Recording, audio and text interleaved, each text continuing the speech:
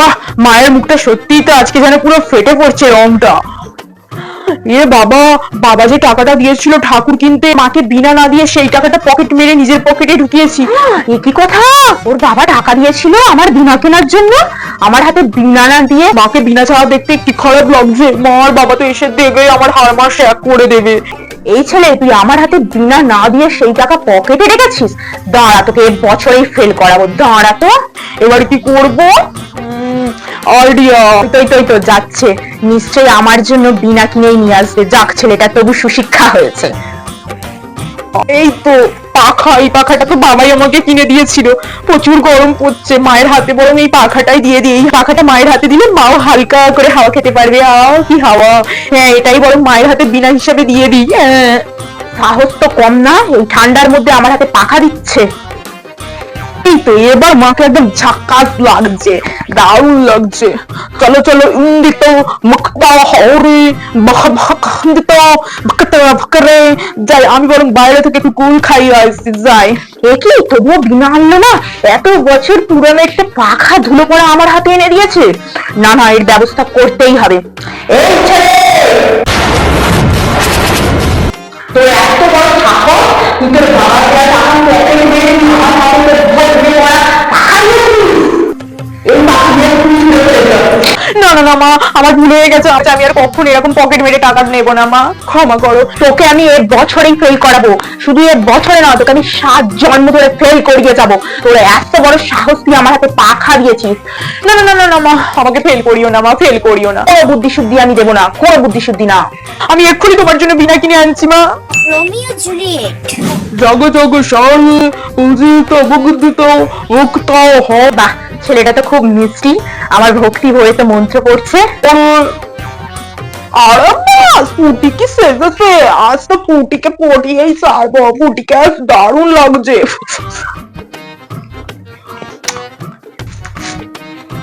এ কি, আমার মন্ত্র পড়তে পড়তে ওইদিকে আবার কাকে টুটকি করছে? দেখি তো কাকে এরকম টুটকি ছাড়া দিচ্ছে। পুটি, আজ কিন্তু তোমাকে জাকাত লাগছে, দারুণ লাগছে পুটি আজ তোমাকে। তাই বুঝি, বাট তোমাকেও কিন্তু আজ ভীষণ হ্যান্ডসাম লাগছে। ওরে মেয়ে, তোরও তো সাহস কম নয়। ঘর থেকে এসছিস অঞ্জলি দিবি বলে, এসে এখানে লটর পটর করছিস না আমার মন্ত্র না পড়ে। দাঁড়া, তোদের আমি দেখাচ্ছি মজা। ও তাই নাকি? Thank you. হ্যাঁ তাই, আজ তো পুটির আঁচলটা আমি ধরবো। আমার অঞ্জলি দিতে এসে অন্য কারোর আঁচল ধরবে বলে লটর পটর করছে, এত বড় সাহস!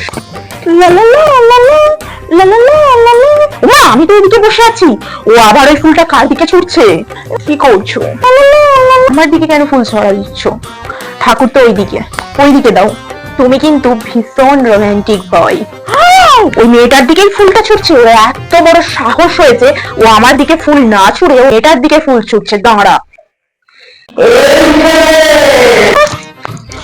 তোর এত বড় সাহস, আমার অঞ্জলি দিতে এসে ওই মেয়েটার সাথে লটর পটর করিস? লজ্জা করে না?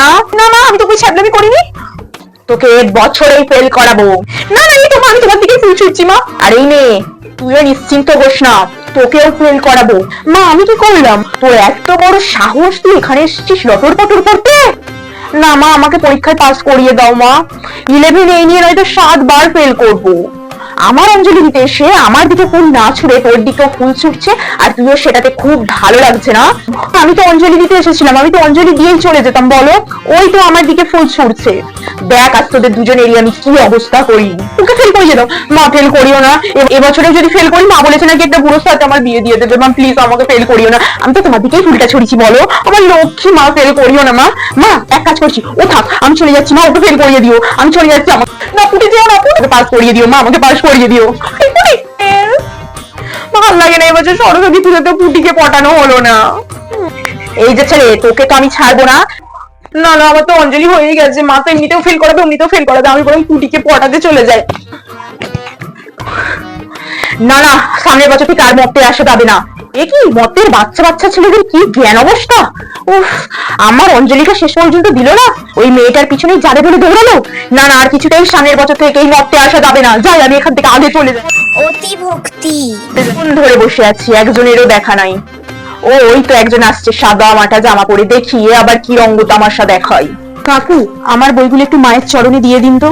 বাবা এর তো আবার অতি ভক্তি চোরের লক্ষণ। হয়ে যায় সাহারি। এই পগলু একটু আস্তে মন্ত্র পড়তো, আমার মন্ত্র পড়তে অসুবিধা হচ্ছে। আমি তাছাড়া পরীক্ষাতে 99 পেয়েছি, এবারে পুরো 100 পেতে হবে। মাকে আমি আমার সব কথা বলতে চাই।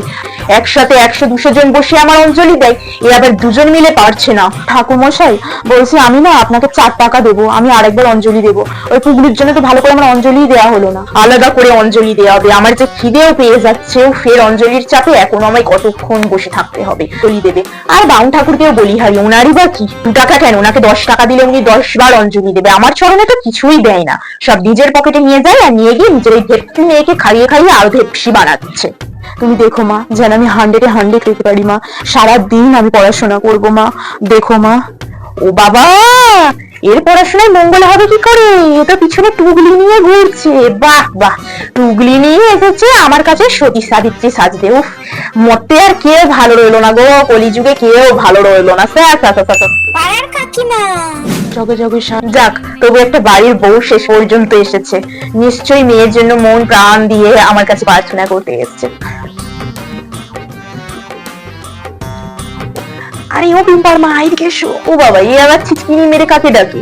হ্যাঁ গো টুম্পার মা, আমাদেরটা তো বেরিয়ে গেল। মানে কি কপাল করে জন্মেছে বাবা।